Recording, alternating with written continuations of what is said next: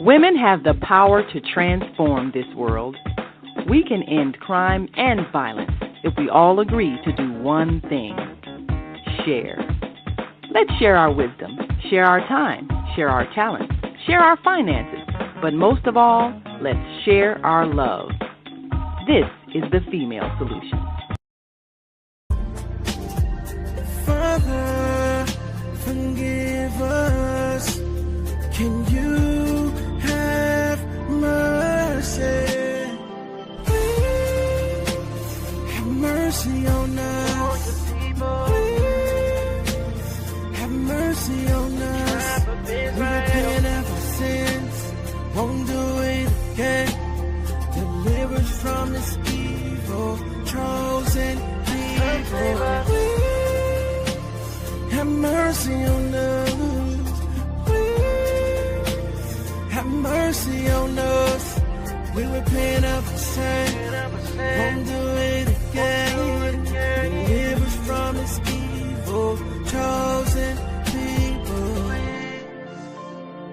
Yeah, please, yeah.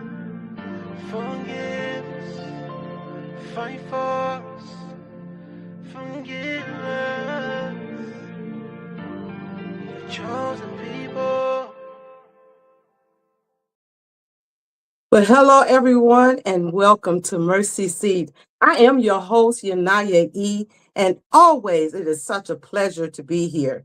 Well, many of you all may know, and if not, I'm going to share with you how we always want to open up with what do we call 15 minutes of fame. I have a wonderful individual that I want to introduce you all to. Many of you all probably already know her.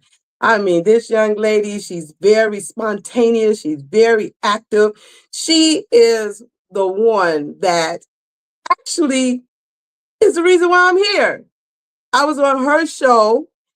She introduced me in regards to my new book.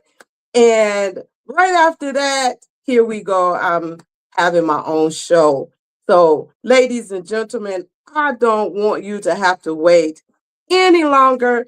I want to introduce my very dearest friend, Mrs. Asada, to the show.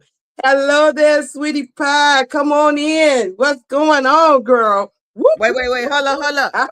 Look, she talk about misses. Ain't no misses. Look, what Miss? let the Miss. brothers know. Let the brothers know. That's all right. We speaking it into we speaking it into an existence. How about Right. that? It's all good. It's all good. Thank you so much for having me. Yes, thank you so very much, sweetheart. Well, this is the time that we want to be able to hear from you. Talk about who is Asada, and also you have something new coming up. So, if nothing else, take this moment and share with us. Sure, 15 minutes of fame. So what's up, everybody? I'm Asada. I have so much to my universe. Oh my God. So basically, I'm an author. I think that's first and foremost.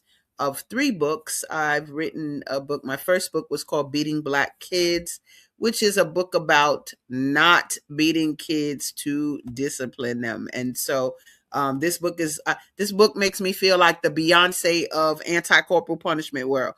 So when I go to these different events and speak about not beating our children, I think for Black people in particular, we got a psychosis where we think that this is normal. But I wrote the book so that we can handle that and look at better ways to rear our children. And so I wrote that in 2009. After having a stroke and seeing that somebody wanted me to beat my daughter because she ripped up some money while I was down. I'm like, what? Beat my daughter? Like, stop making me crazy. So anyway, this has I've been on CNN because of this. I've been on ABC. I've been on Al Jazeera, and it is really impacting the world in terms of parents. I consider myself a parenting strategist, that we can do a better job at parenting. So this is my first baby. All right. Then the second book that I came out is called Bitcoin for Black People. They call me the Harriet Tubman of crypto. Simple as that. I help Black people learn about cryptocurrency, learn how to grow it. What I mean, I literally tonight had to speak. Every other day I speak to the world about crypto. Today I had Nigeria on my webinar. I had UK. I had all day getting people from Cameroon, Uganda, like people like really getting us to learn about crypto as a people and start a revolution that doesn't involve us getting us bashed in the head or fighting. No, we're doing a financial revolution that is real, that I get to forge forward, and I love that. So Bitcoin for Black people is some of why I'm legitimate in that area. And then I have one more book. So you want me to hold on for that, or you want to ask me a question, or what you want to do? I do want to ask you two questions, but you know what I want to do? I want you to go ahead on and give that other one right quick, and then we'll go from there. Go ahead Let's on and knock it share. out. Let's knock it out. So, y'all, I got this book, not that book. We're going to close off that book, and I'm going to bring on this book. That's right. I had to choose to feel better.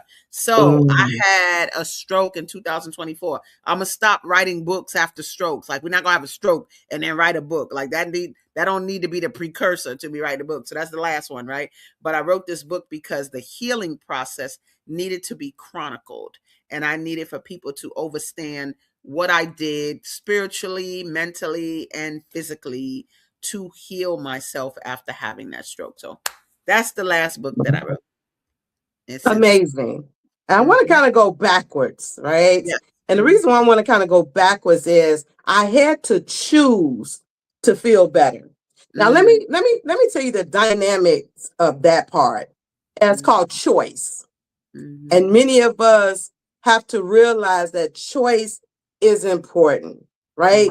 Ultimate. What we choose to do determines the outcome of our lives, right? Mm-hmm. How we Absolutely. live and how we move. Mm-hmm. And so in regards to that, that was in regards to food. Am I correct?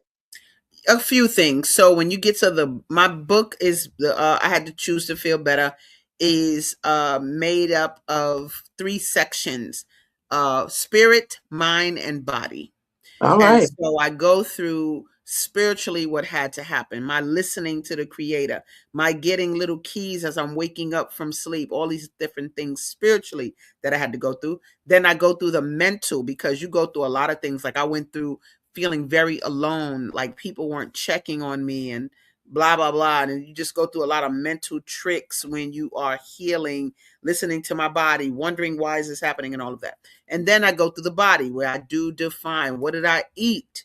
What did I change? What was I deficient in? Deficient in magnesium, deficient in potassium. Like it's a lot of times we don't feel well because of deficiency. So that's the third part of the book. And I have a very big glossary. It's like a 30-page glossary in the book that really helps you understand different words that you might not understand in the healing process. You know, that's really deep, because we do have to pay attention to all of those things. Yeah. And was that once you had the stroke that all of that started to take a toll or a play I just or a felt role? like, having the stroke was the precursor to the book. Now, did I Mm, need to have the stroke to make the book? I don't know. Maybe I did, right? Because the stroke made me aware of my body in a different way. So now you can't even bring a potato chip near me. You can't even bring some French fries near me. Like I'm not going to even touch it. All I drink is water. Like there's certain disciplines that I put in place to make this Asada that you're talking to. So she's even better than the other Asada. And I thought that was a good girl. But no, mm, this Asada, this Asada, I don't play no games. Like it's a real deal, attention to details. Nothing goes in this body that would hurt it. Not a piece of gum, not a piece of nothing. Like if it yeah. doesn't belong, if it's not going to heal me, I'm not taking it in my body, whether that be through my eyes, through my ears, through my mouth, nothing. So yeah, Mm. that's who I am right now. It's very different than before. And we look at that, that this is the temple. This is the temple of the Most High. Yeah, This right here is what allows us to be able to move and to do the things that we need to do. And sure. so, what would you say, or what would be the encouragement to other individuals to say, hey, before you get to the stroke place, before you get to the heart attack, before you get to the death row, what would you say to individuals that they really need to focus on so that they don't get to that place?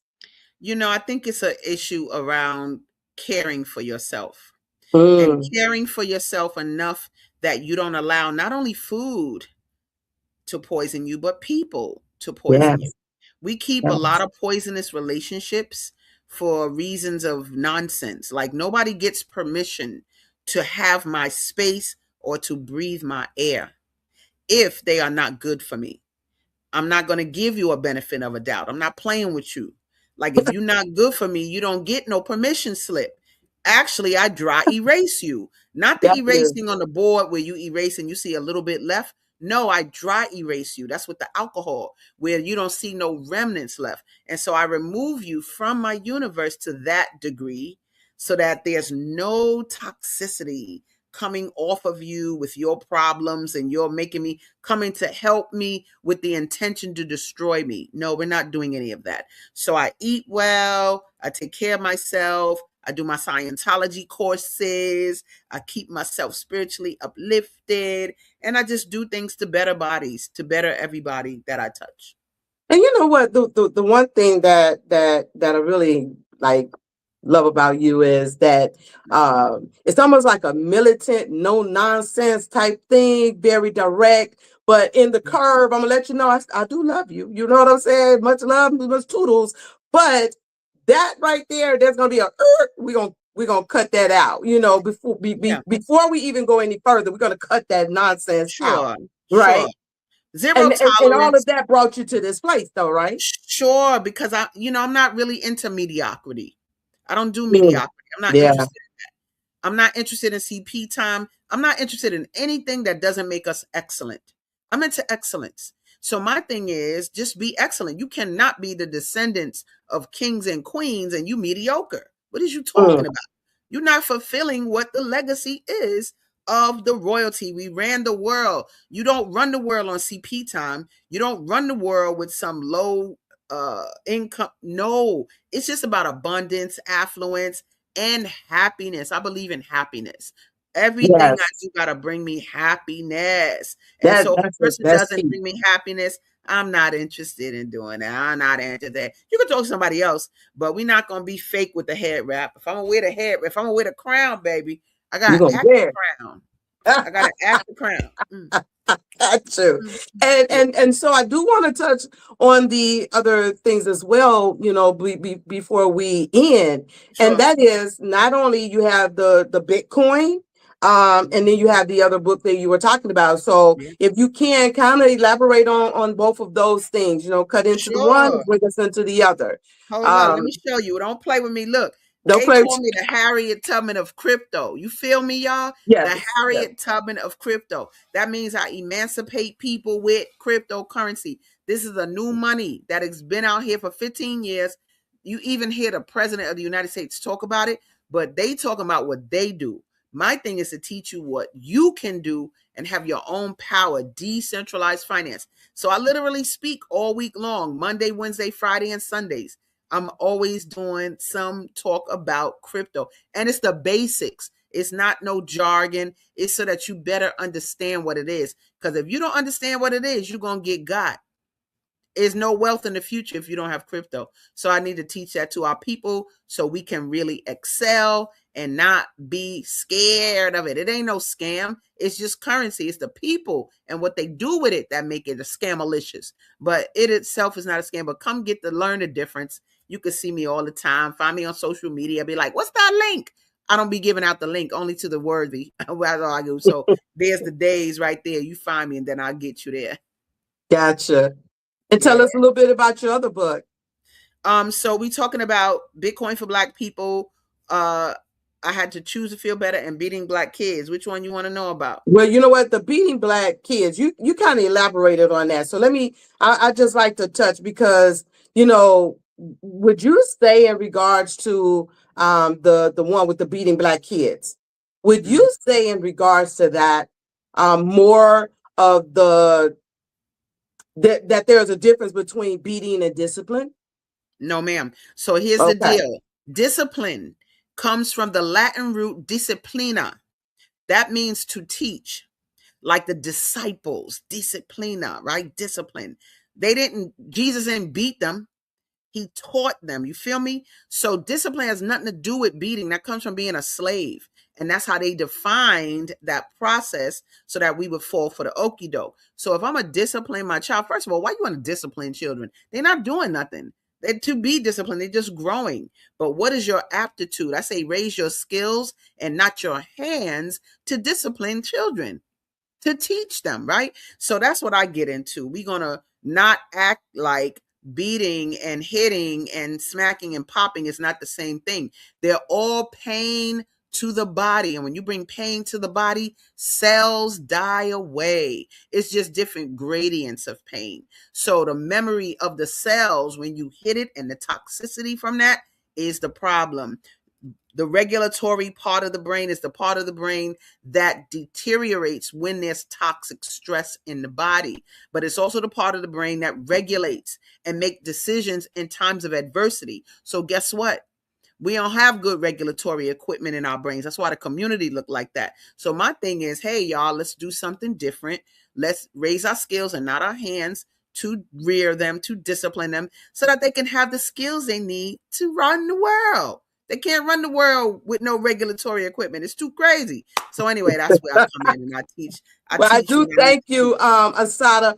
But before you leave us, can you tell us when can individuals see your show, your days and your times? Sure. So basically, y'all, I am on the Female Solution on Tuesday mornings from 7 a.m. to 8 a.m.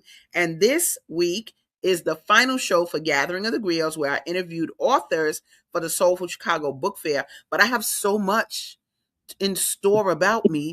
We're going to call this new show Assata Says, and it talks about all the things. This month of March is going to focus on Black entrepreneurship. So it's a little bit of everything that I am so that you can benefit from everything I have to bring to the table. So Assata Says starts in March, and we're phasing out tomorrow morning, Gathering of the Griots, and just talking about our authors. Yep. All right. Well, if nothing else, Assata, I do want to say thank you.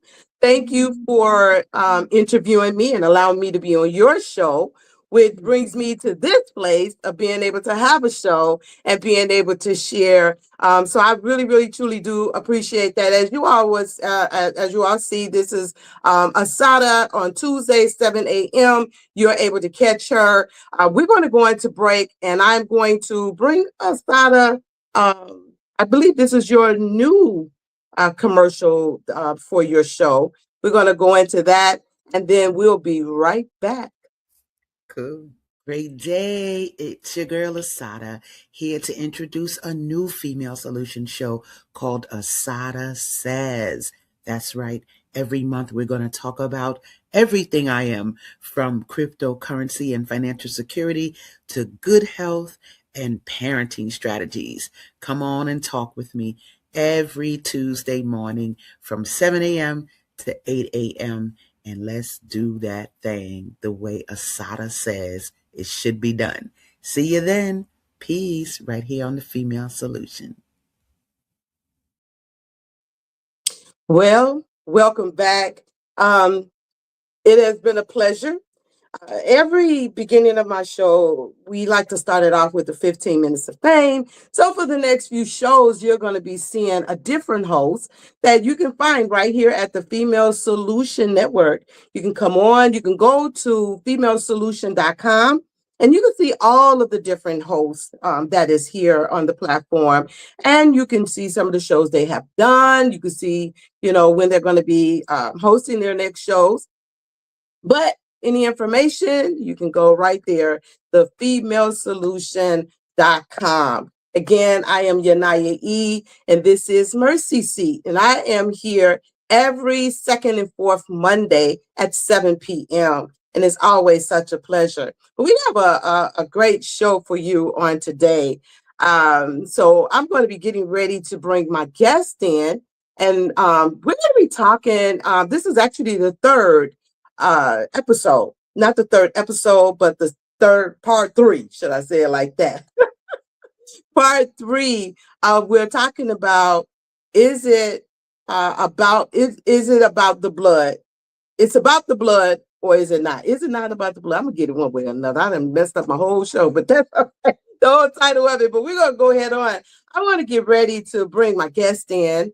One of my first guests, which is our very own producer, which is Miss Naima. Miss Naima. She is going to be coming in with us, and I want to bring her to the stage. Hey, Miss Naima. Hey, How are you? I'm fantastic. How are you? I'm doing fine, other than the fact that I had just sat here and just got the whole title of the show. I love to be able to laugh at myself. On the screen, so that way hey, I know how Look, that is. you know how that goes. But it's not about the blood, or is it? And this is part 3. And I'm really excited about that. And we're going to also be having another guest that is going to be coming in with us. But how we ended up getting to part 3, right after the last show, Naima and I we just started talking and everything. And we went a little bit more in depth in the show. And it was really, really interesting of what we were talking about. And we was like, you know what?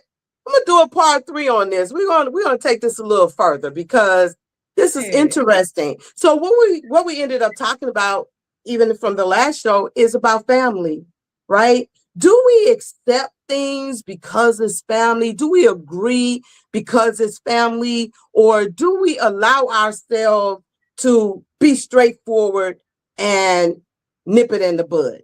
You know, as you all know, even Asada, when she was just on in her book in regards to beating the Black children, beating Black kids, what happens when we have family members that are out of order? And instead of confronting it, and I like what she said, to be able to say something to them, correct them, not always having to hit them, but what happens when the children are out of order? And you know how mothers have their moments and their times when they say, well, that's my child, they just be having some issues. Is that okay? Or is that something that we really need to address? And how do we address those issues? So we were talking, and I wanted to hear what you had to say, even from the latter part when we had that conversation. Oh yeah, and I'm glad you had Asada on to talk about the whole issue of discipline and child rearing, because we tend to think that if a child says something that we don't like, that we have to beat them or slap them or hit them or reprimand them. But as she was saying, we have to guide them. And it's very important that a parent have their ego intact, so that they're not thinking that a 2-year-old that says no, they don't want to eat their spinach because they don't like spinach. And if you have some self-esteem issues as a parent, then you're going to think, I don't know, 2-year-old, tell me no. And you want to be slapping on them and making them eat it and all that. Instead of realizing, number one, they're a child. And number two, they're going to speak the language that you taught them to express their opinions. And number three, they deserve to have an opinion. But you can still correct behavior without violence. We need to learn how to raise children, how to rear them, how to teach them, how to guide them using the example of our own behavior. It can't be a do I say, not as I do kind of situation. Yeah, I don't like that. We're cussing.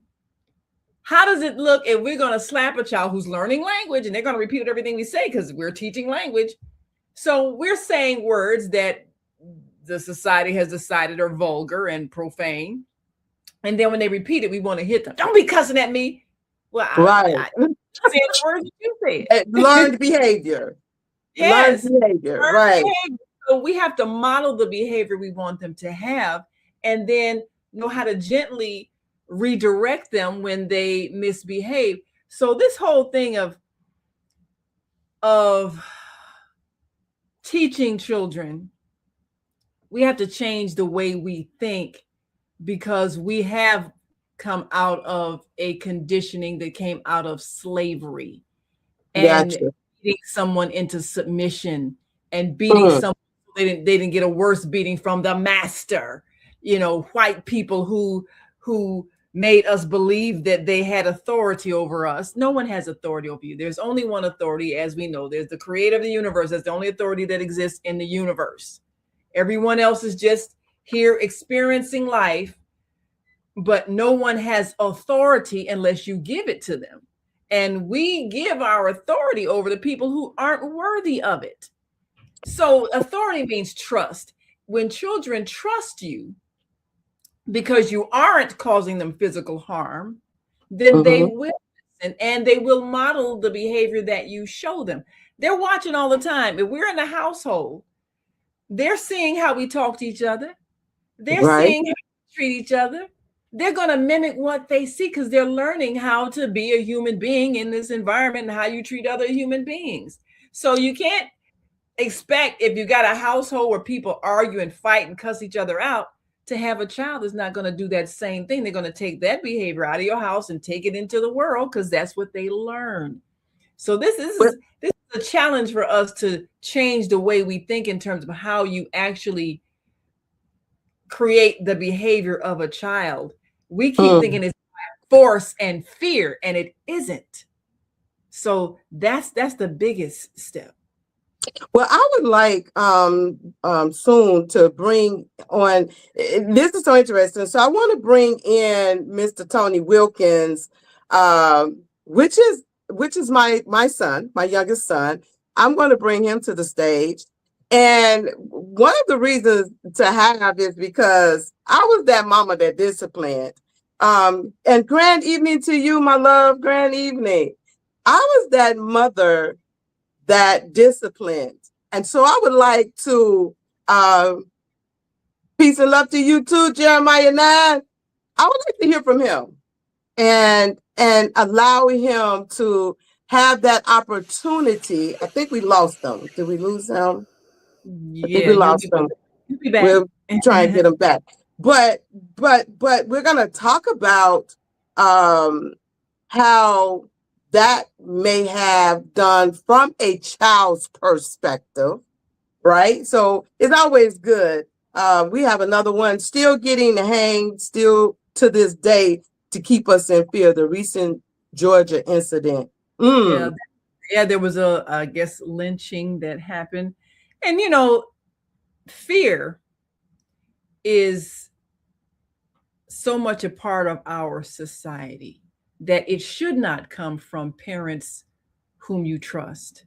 Love does not hurt. And I, you know, and I'm sure, you know, your son has some perspectives on things because he experienced your love. And, you know, I have people that say, well, this is tough love, but still love doesn't hurt. And we really have to change the way we raise our children if we expect to see a difference in the society. Right now, what we're seeing are children that are out of control because they don't have self-control. And that's what you're teaching. Self-control is when you manage yourself, not someone having to have an iron fist over you to keep you in fear, but you learn how to manage your own emotional responses so that no one has to come and control you with a stick or a whip or a gun. That's the that parents have. And so first of all, welcome, Tony.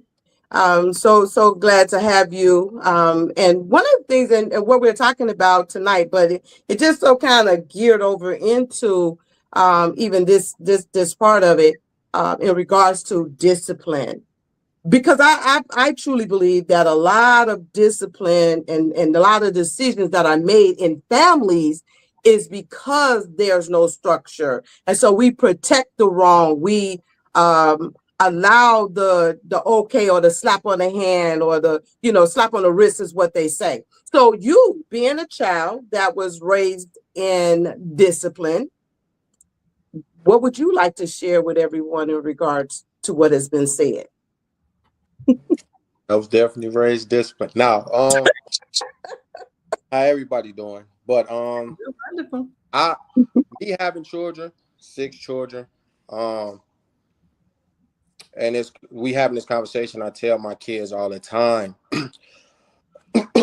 our parents, by me being disciplined, when I was being disciplined, I understand that was love. and I see children now, not even just mine. It's more like catering to a child. It's more rewarding bad behavior, where we don't see it's like I was telling somebody that I said, man, me growing up, we came together as a family. We talked. We did everything together, right? Because we didn't have computer, cell phone, right? So I said, if you look at a household now, this is why I said the enemy created this, and people don't understand that. And they be like, what you mean the enemy created that? When technology was created, it separated households, right? People going to buy their kids phones, tablets, all this. So you don't see the communication. You see the distraction. So when I look at my children don't have computers and tablets. We come to this table because I realize the old school way works. When we talked to our family and they understood what we was going through, we can share our thoughts in our mind. It freed us. Now in the society we live in, kids can't share their thoughts in their mind, because you know why? Because the parents got so much going on and they ain't trying to hear. They got a boyfriend over here, the baby daddy ain't acting right. They got to make sure they go out with their friends. They got to plan everything, where back in the days it was it was more, how you feeling? What's going on? Let's eat together. It's people that have dining room tables that just do it for decoration. Nobody don't even eat at the dining room table. So when you say children, I was just telling them, I say, back in the days, and we don't have grandmas no more. Grandmas are gone. The grandmas now is about 40, 50. They about 40, 50. They trying to see what the 30-year-olds look like. They going to get the BBLs. They trying to see what's trending on social media. They trying to follow the world. And this is what God warned us about. They following the world, not understanding that we are following the enemy's creation, and our children are slipping away from us. Even we slipping away from ourselves. So I told them, half of these kids don't even know their cousins. We slept at grandma's house with our cousin. It was open access. Now grandma's saying, I got to go outside. So disciplinary now is not all about whoopings. Disciplinary can be conversation, because now you have a conversation with a child, it feel like a whooping because they don't want to talk. They too busy in their phones, or they trying to find something. So me as a father, I told them, that's why I called you, Mom. I said, I never understood. I thought you was the bad guy. But the way I turned out, realized I needed them whoopings. I needed them conversations. I needed that time to make me be the man that I am today. Yeah, I tried the streets, but I went back to the teaching you gave us. You see what I'm saying? And I realized when I come in my household, I ask how my kids doing, how your mental doing, how is your relationship with the Father? We can talk about the world all day. How is your relationship with the Father? If you got a relationship with the Father, you will have peace. Peace is not a word. I tell people that. People say we need happiness. Jesus said he is peace. So if I have a relationship with him, I'm at peace. So me being at peace, I don't care if you yell at me, you curse me out. I love you. It is what it is. They say that all the time. You always smiling, because what I'm mad for, I'm alive. I'm trying to figure out other stuff that I'm going to figure that out later. Right now, I'm trying to figure out why God keep waking me up. Okay, he let me be a father. I need to learn how to be a father. He told me to be a husband. I need to learn how to be a husband. I need to learn how to be the best me. It ain't they say it ain't a book for the yesterdays. I open up my Bible and I read. Okay, I tried the streets. That didn't work. I tried multiple women. That didn't work. I tried to be the cool dad. They still turned on me. Now I have to be the dad and the husband and the man God wants me to be. You see what I'm saying? So disciplinary, yeah, it ain't about the whooping, But people don't even understand the greatest whooping you can give a child is instruction from the Lord. They don't like it. Like if I can say my kids right now can play all day, and I can show y'all now. Let's have Bible study. They like this. I'm tired. Okay, Daddy, we gonna get it together. See what I'm saying? So we have to get out of enemy's camp and stop trying to follow these trends that they trying to set amongst us. We need grandmas to get back in order. We need men to get back in order. We need our children to realize it's okay to be a child. You don't need the long hair all the way down to your butt. You ain't trying to impress the crowd and all this. We need children to go outside and play in the snow and go outside. Because I say the side ain't even for playing, it's for killing now. Don't nobody play no more. It's all for killing. It ain't even outside to play no more. It's for shaking, twerking, and killing. But if we get back into the order, like my house, so I got videos. I record them. I say, my kids playing snow. People wonder why their kids sick. Because they ain't never been outside. So when it's cold touch them, they body not used to it. But I live, so I appreciate the whoopers and the discipline because it's train up a child the way they should go. They never depart. I never depart from your teaching. So your teaching, what brings me back, even though I wanted to get away, I used to tell you, Mom, like, I ain't gonna never whoop my kids. I ain't gonna never do such a thing. You're mean. So I was being cool, and I see my kids still turning. I say, hold on.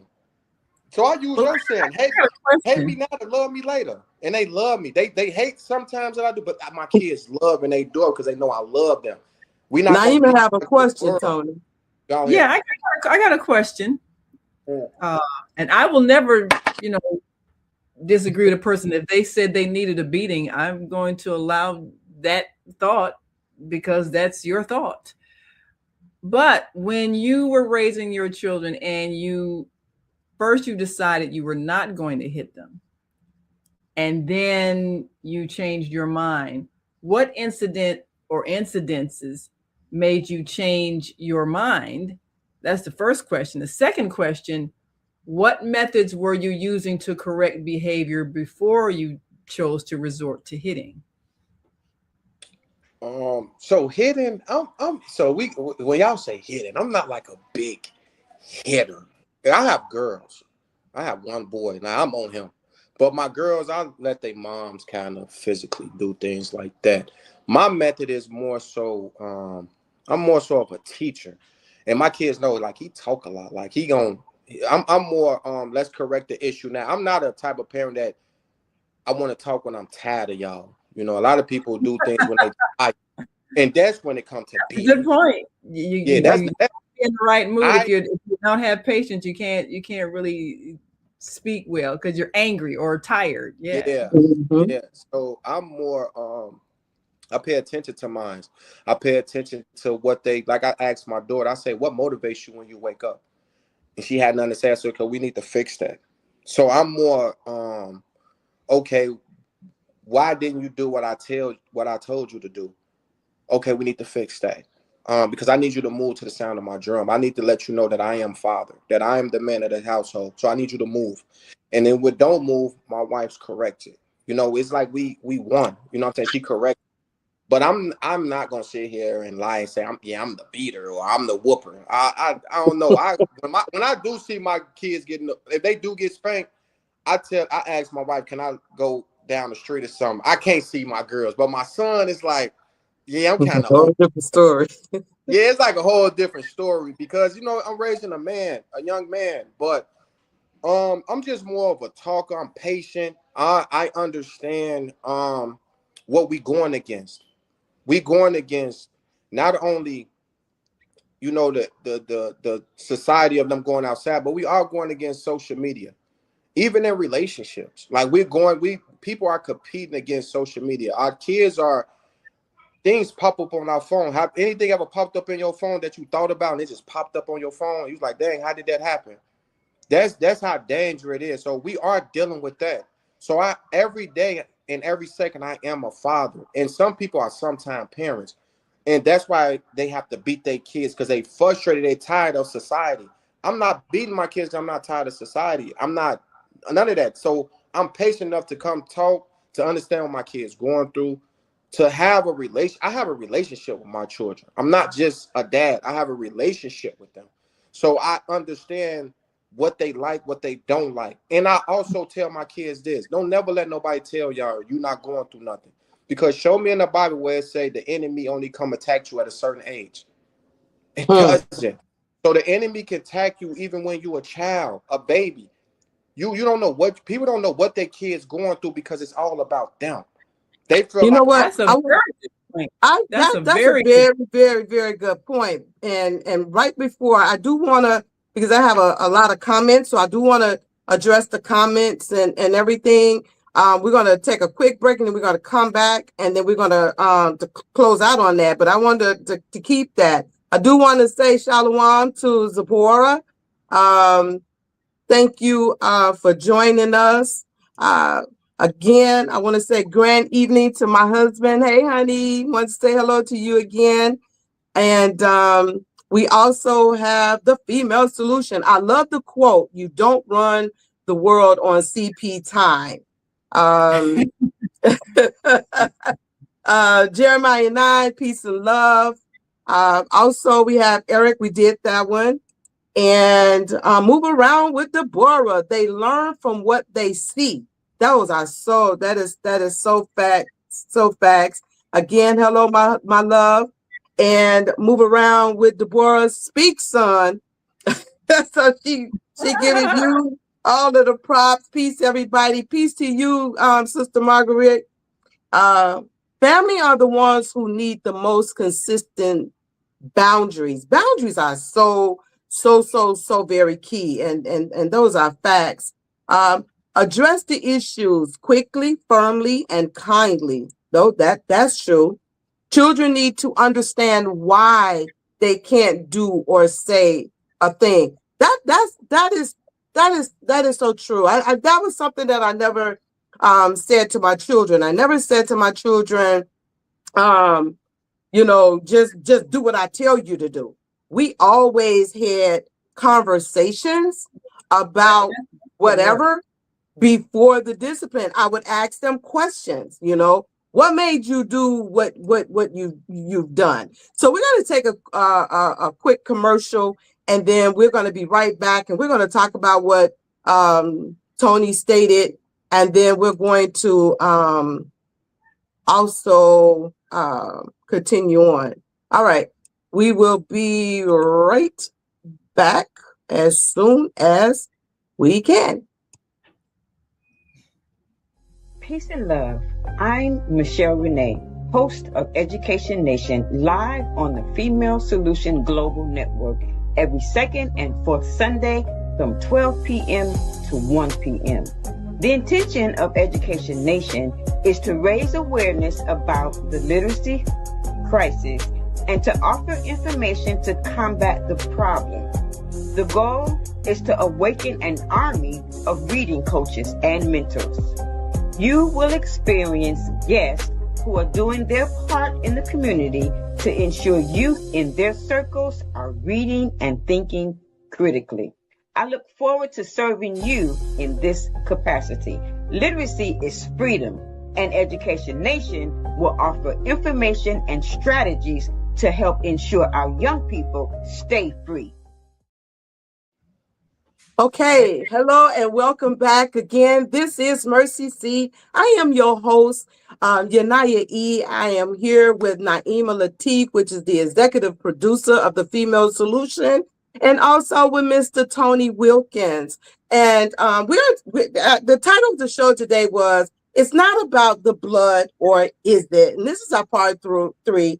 And we have been talking about in each one of these segments in regards to how families, accept certain things. And, because we're family, we're going to rock together, no matter how good or bad it is. But it also have dwelled into disciplining our children. And so I would like to be able to say this. I was a mother.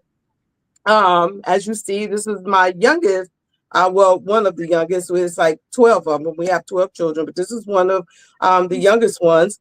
And when raising them, I wouldn't just spank them. When they did wrong, we would have what is called a conversation. That conversation is, "Okay, Tony, why did you act up in school today? Or why did you find it necessary to be the class clown today? Whatever it was, we have that conversation. And then there are those times, then it's just raw butt. I'm gonna get that behind, because we're gonna have an understanding. You're not gonna do this anymore.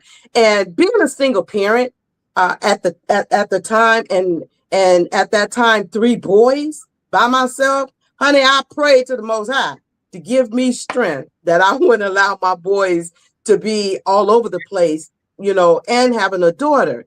But in the midst of that, it was just to the point where it wasn't just all about just beating my children. That if I'm spanking you for a very, very good cause.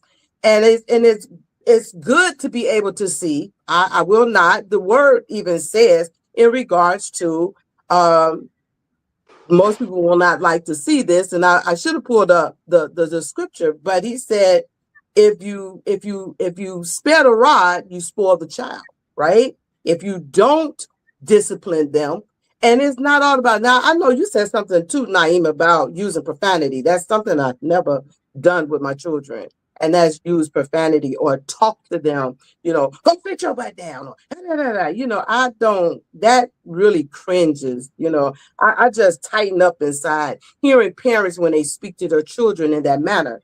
But I do want to go back to the point that you made, Tony, and then Naima, you can kind of elaborate from that. So could you repeat that, what you said right before we went to break? Or I hope you remember. I remember some of it. I said we have to understand that just as well as we go through things, our children go through things. In a word, it never says that the enemy comes to you when you grown. He can come to your child. I watch children manipulate a marriage, separate a couple. I watch children know what their mother weakness is. If it's, daddy said this, or then they with the daddy, mama said this about you. Or so we have to understand that. Like I always ask my children, like, man, is this something, anything y'all dealing with, mentally? And I have a 3-year-old. I ask her that.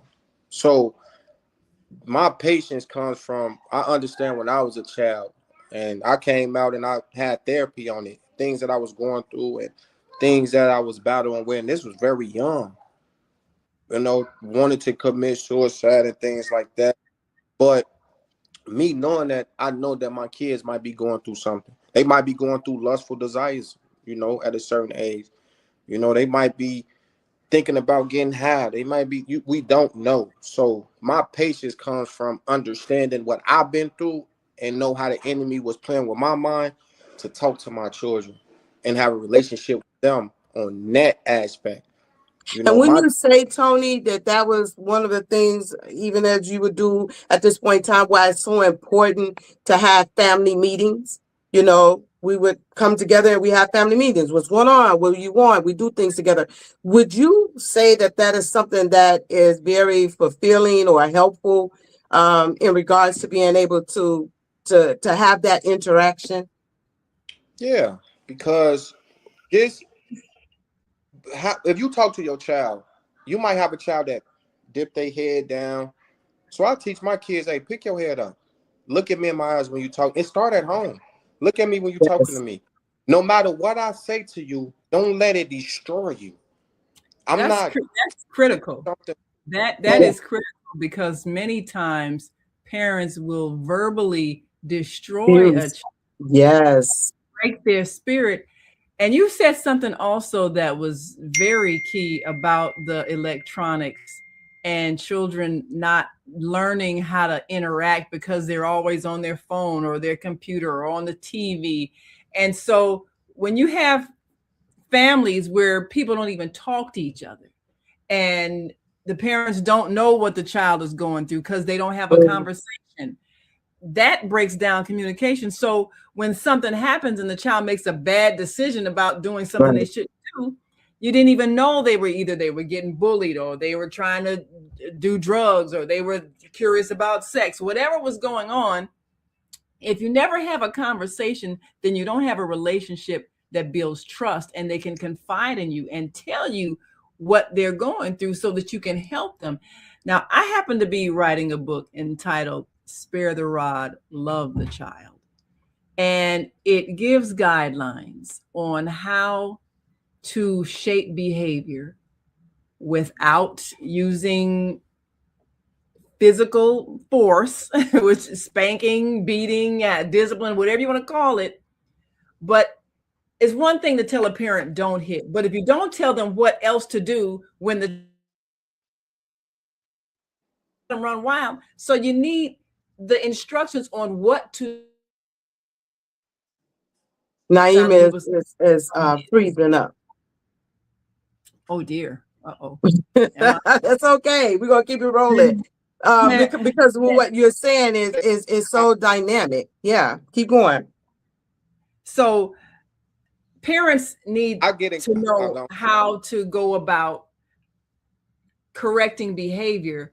First of all, like you said, Tony, in finding out what was the motivation of the child, because we can be assuming, oh, they just wanted to be disobedient. And so that's why we're punishing them. We're punishing them based on our assumption of their motive, and we could be totally wrong. So when we understand, we can correct how they think and how they made the conclusion to do what they did that was incorrect. And then we can show them who they hurt by the decision that they made. So we have to teach them empathy.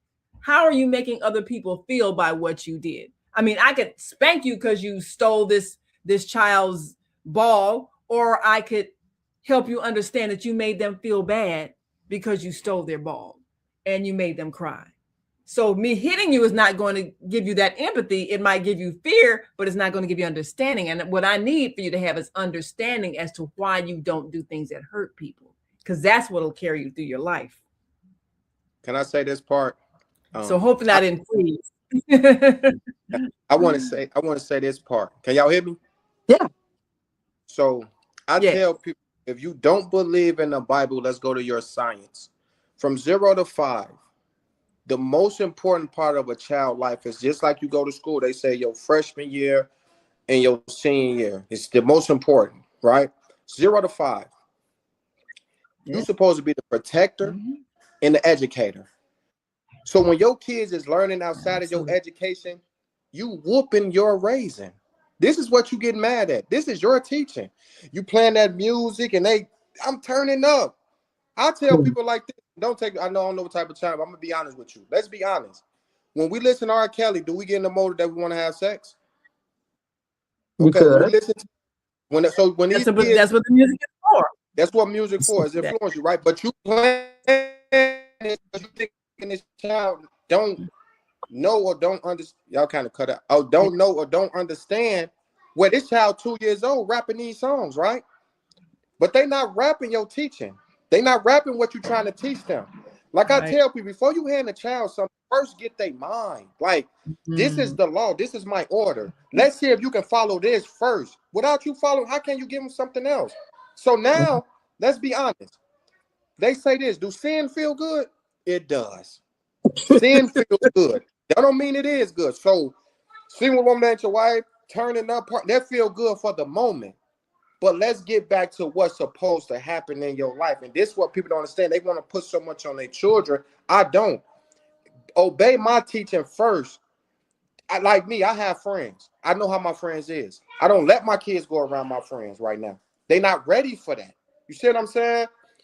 I know if they see their kids doing that, they probably think that's cool, right? Yeah. So I'm a protector. Can't nobody, we supposed to be protectors. We supposed to put our kids in the right situations. We don't, because we got to enjoy ourselves. We supposed to understand what's going on in our kids' mind. We don't protect their mind. So when you see your child getting older and something, you get mad at your teacher, what you allowed around them, what you allowed to feed their spirit. And we don't understand it.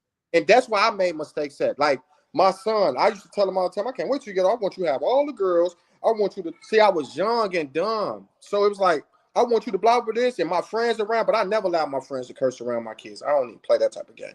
But I said this, remember when growing up, you had the time for the grown folks and the kids was in the back. Now grown folks and kids are all mixed together.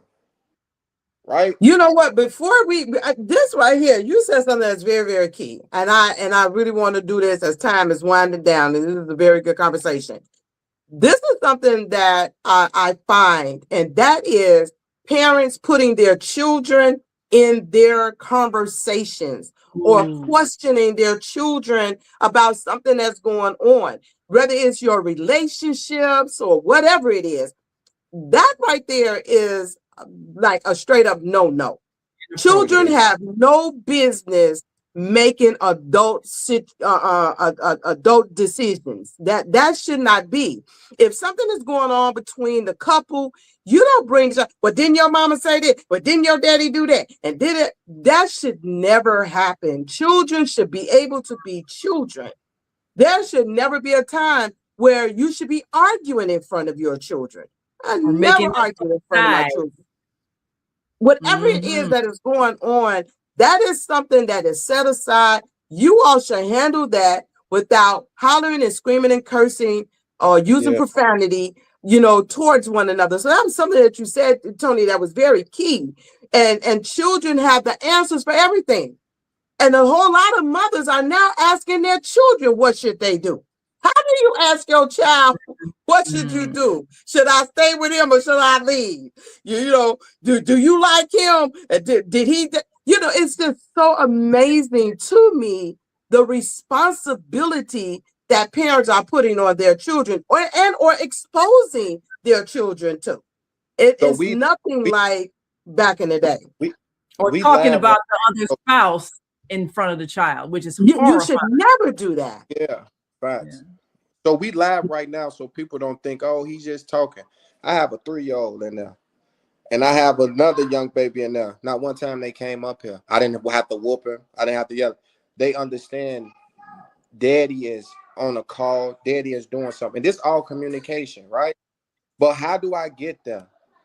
They understand. If you disobedient, you're not only disobedient to me, but you disobedient to the Most High too. And they understand that, like, what I don't see, God sees everything. So that's right. Blessing trying to be sneaky. And that's all I tell them. And she's only 3 years old. But there's no whooping though. I never whooped her. Since he was born, I never touched my child a day in my life. But you know what I do?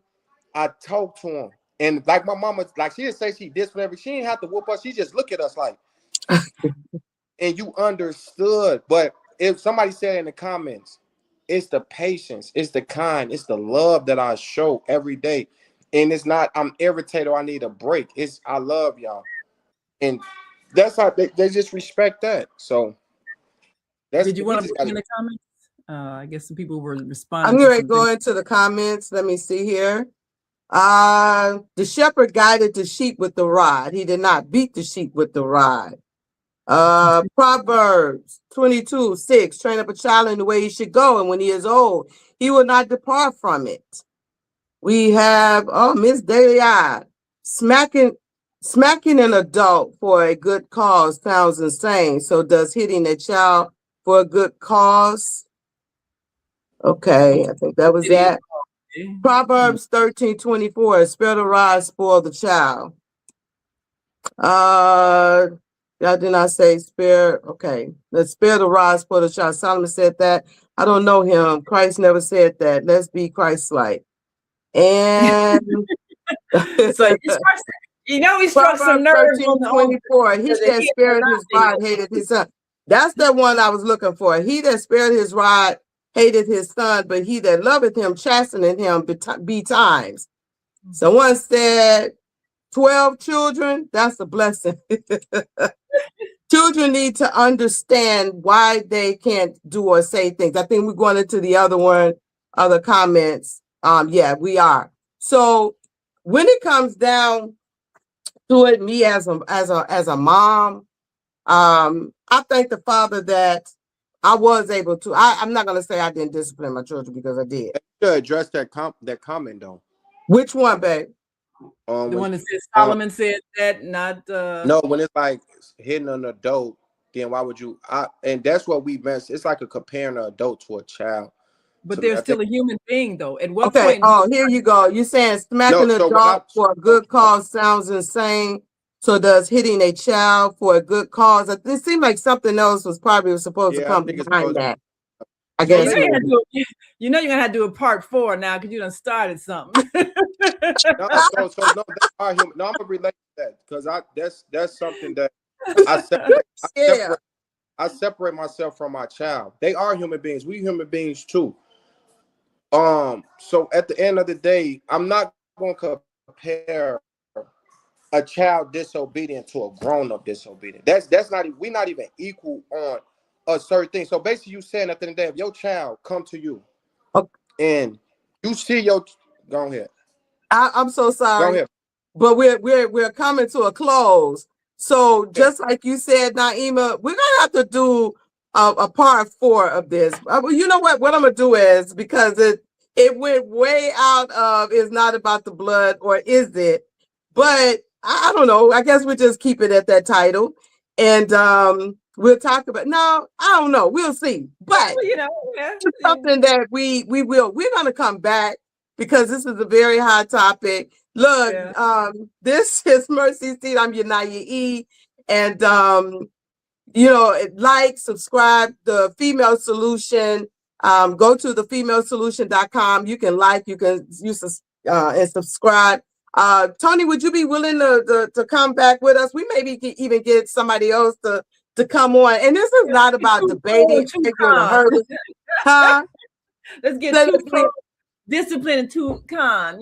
2 for and 2 against. And just Yeah, and this is not an argumentative thing. We don't do that. This is just about sharing, right? We all can learn, we can all see, because we all having differences, but we do want to be, as you said, Christ-like. We want to move like the Messiah moved. We do want to move like the Father moved. So we're gonna do this again. So we'll be back in 2 weeks. Well, no, we'll be back in March, right? This is the end of February. So I'm the second and the fourth Monday. So just know, whatever the second is, the second Monday of February, we will be back. Tony, we would love to have you back as well, so we can continue this on. And we may even be able to find someone else. That's the 9th? Okay, so March 9th, we will be back. So mark that on your calendars, so that you guys can come on back and give the comments as though you all have given them. And we're gonna do this thing. I really like this. It was really good. And thank you all for joining me here at Mercy Seat. Again, I am YuNiYAH, and we're going to be coming back again real soon to elaborate on this just a little bit more. So bring your comments, bring your thoughts, bring your scriptures, bring your heart, but bring love. This is never going to be a show about debate. It's never going to be a show about you right, I'm wrong, you wrong, I'm right. This is always about being able to share, and we can always learn one from another. So again, I am YuNiYAH here at Mercy Seat. Thank you for joining me, and I look forward to seeing you guys again. Father, forgive us. Can you have mercy? Please have mercy on us. Please have mercy on us. We repent of our sins, won't do it again. Deliver us from this evil, chosen people. Please have mercy on us. Please have mercy on us. We repent of our sin, won't do it again. Deliver us from this evil, chosen people. Yeah, please, yeah. Forgive us, fight for us, forgive us, your chosen people.